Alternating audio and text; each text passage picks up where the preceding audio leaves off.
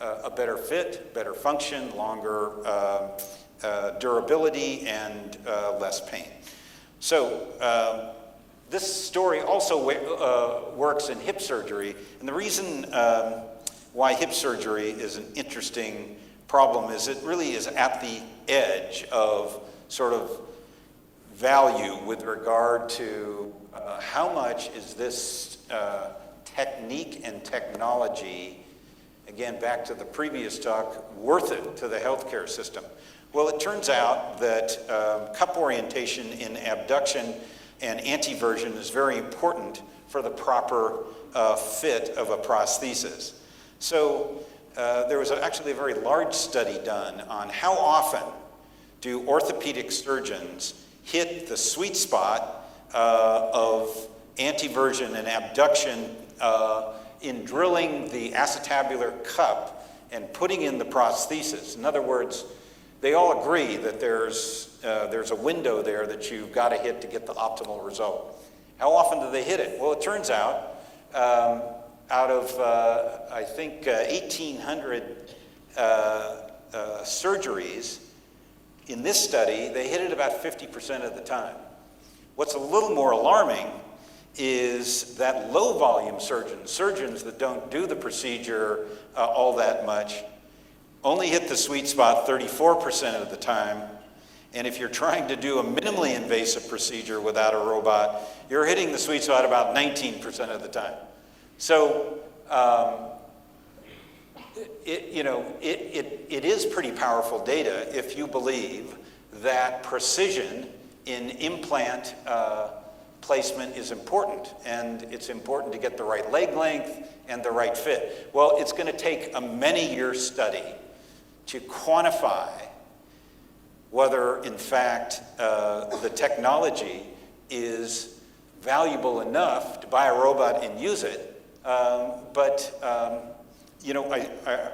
think common sense tells you, geez, if you can use an electromechanical tool to be more precise than you can by hand, it's probably a good idea. I'd sure want that precision if my hip was going to be replaced. And so then, again, as we talked about last time, it gets down to price, because the robot can hit the sweet spot greater than 95% of the time. So that sounds like a win to me. I mentioned, and won't go into this too much, but I mentioned again this another example of automated movement that is a device which uses essentially a water jet and used as a laser guide. First a water jet as a dishwasher, and then a water jet as a laser guide to clean out the prostate in a remarkably efficient way with regard to speed and lack of bleeding and lack of inflammation due to very, very little energy used to accomplish the procedure. Again, this is a device that appears to be able to conform to pretty much any size or shape of prostate, and the limits to which this technique will be held really aren't, it's brand new, so it's unclear whether it can have a major role in the very large market for BPH and potentially for some appropriately placed early stage cancers. But it's going to take some studies. Now, the data to date is very good relative to other means of resecting prostatic tissue. It's only been used in 20 patients.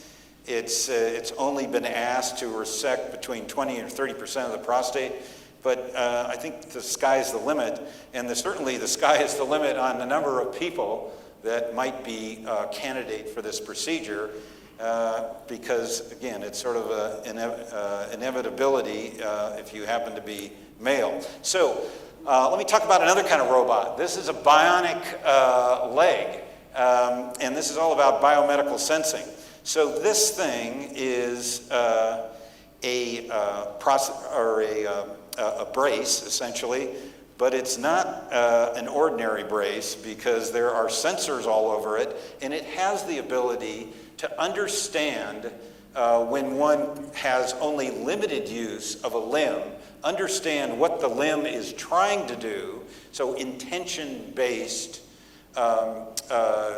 intelligence where it senses what the leg's trying to do, provides just enough strength so that someone with a very weak leg will be assisted in gait. And so it is not only helpful in improved movement patterns in rehabilitation. In other words, the ability of a leg to sort of relearn how to bear weight, and a patient to learn how to walk again after a stroke. But just the impact in the activities of daily living can be significant. The woman on the left was never able to get up out of a chair and then sit back down again. Is that significant? Well, it's hugely significant if you're in a position of having a stroke and being needing assistance 24 hours just to get up and go to the bathroom. So, so the improvement in the activities of daily living is a big deal, and mobility is a great benefit of this technique. Let me talk about fully integrated, fully automated treatment for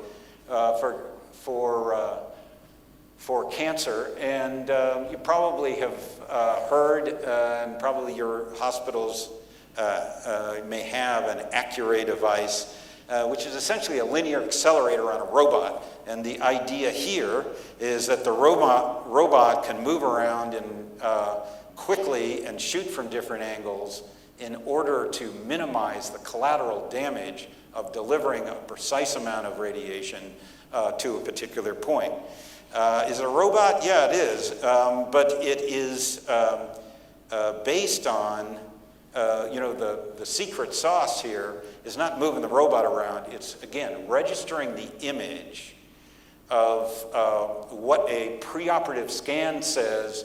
This is the lung, this is the target, and then intraoperatively, using the system, which is the robot, the linear accelerator, and X-rays hung on the ceiling to triangulate the target and the fiducials such that the robot knows where to shoot and can move very quickly and be very accurate about hitting the targets that are most important. So you can see the robot knows where it is, and it can move from point to point, eliminating the need for a single trajectory and the associated morbidity of the path of that X-ray.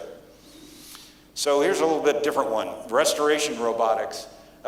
This is surgery of the lowly hair follicle for hair transplantation.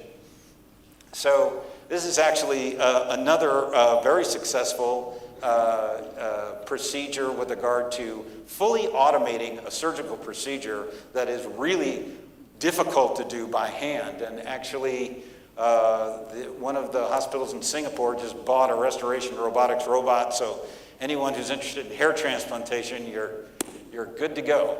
And so the idea here is that you have to go retrieve an individual follicle to take it out and put it back from the back of the head to the front of the head.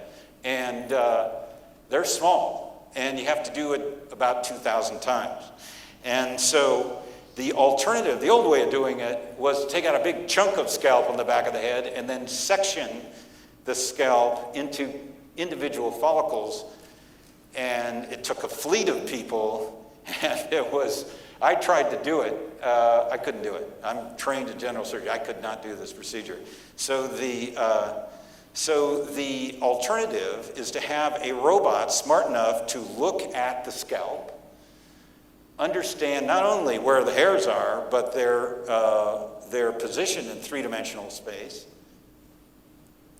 and then have a robot that's smart enough to make decisions about, okay, we know where everything is, and now we're going to go get each follicle, and we're going to do this a couple of thousand times until we're done.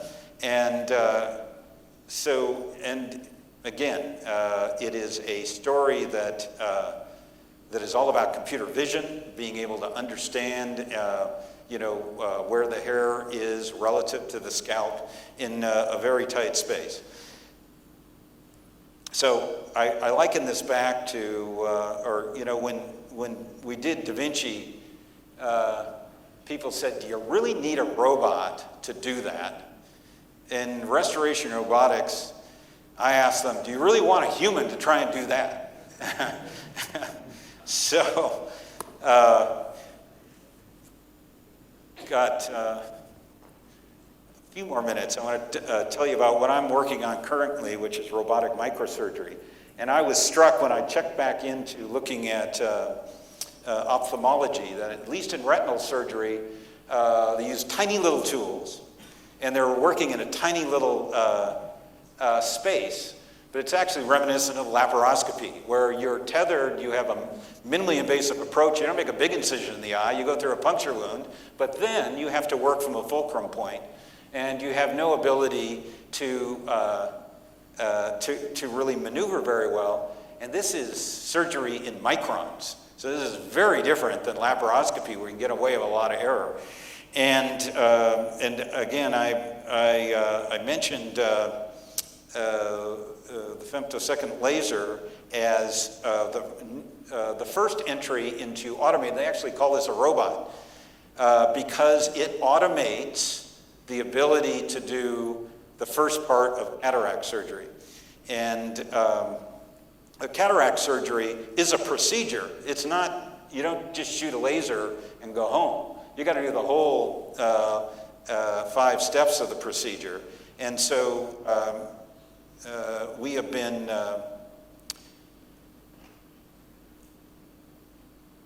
working on, for those of you who didn't see it, this is the robotic spiral capsulorhexis that is an automated robotic approach to cataract surgery. And what's great about this accomplishment is that it is on a very, very small scale. And I talked last time about the enormous need in, this isn't going, in ophthalmology for massive procedure volume, or the existence of massive procedure volume. And so the need, if there was an automated approach to cataract surgery, it may be one of those procedures that can go the way of LASIK, that you could push the procedure to a less skilled specialist because the robot was doing enough of the procedure to make it automatable. So let me wrap up with something a little bit out there, just for fun. So the other thing that I've been involved with is this thing called circuit therapeutics. It's not robotics, it's optogenetics, but it is the ability with light to control nervous tissue. It's gene therapy. You have to insert a gene, a protein, in the cell wall of a nerve cell, and once you do it, you can turn it on and off. And so relative to electrical stimulation of nerves, which I'm sure you've all heard about, it's wildly more specific. You can inhibit or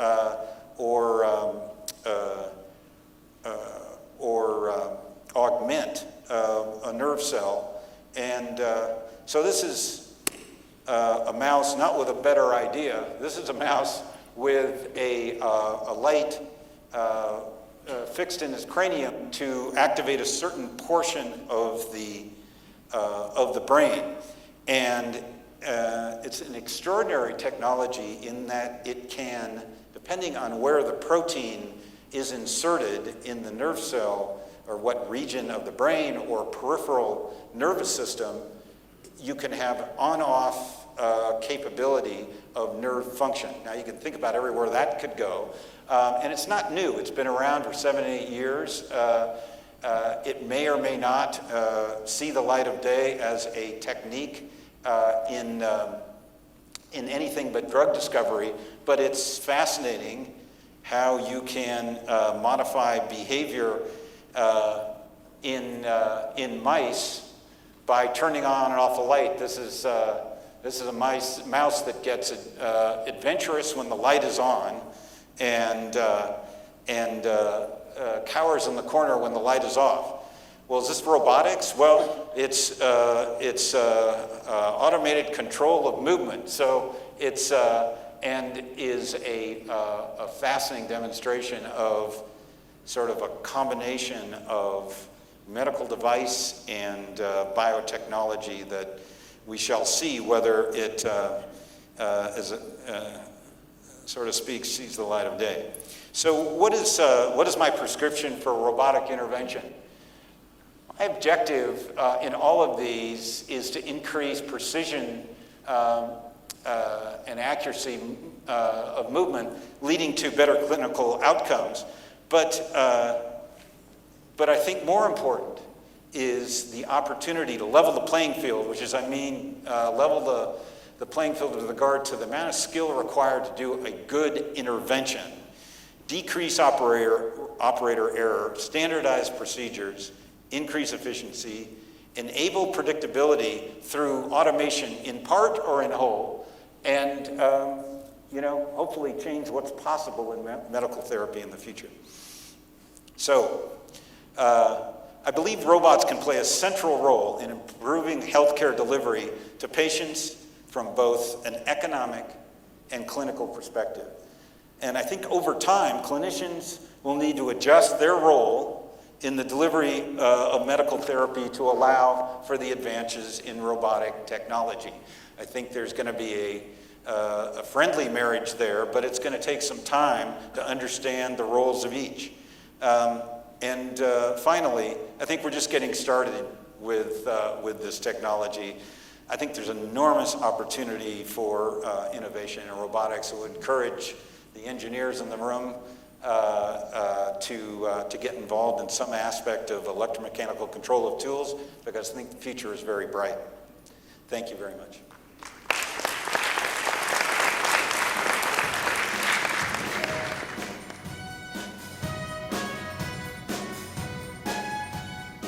Thank you, Dr. Moll, for the very engaging lecture.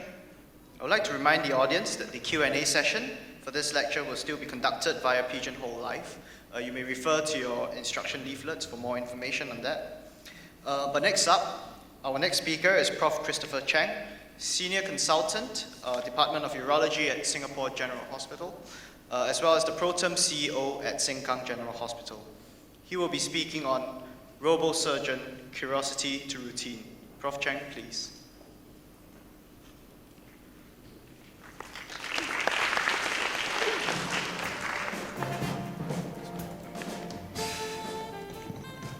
Thanks for the opportunity to participate in this panel, and thanks Dr. Moll for reminding me why bedroom acrobatics are always better when the lights are on. Maybe the light-activated sensors make sex better. Anyway, I'm supposed to talk about robot surgeon curiosity to routine, but really, just to spice things up a bit, I thought I should post this subtitle of E equals MC squared.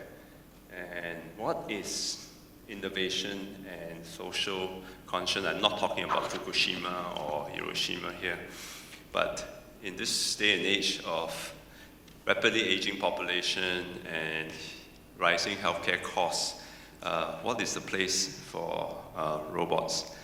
So to retrace a little bit of history and tell you something about what we're doing and how we answer those questions.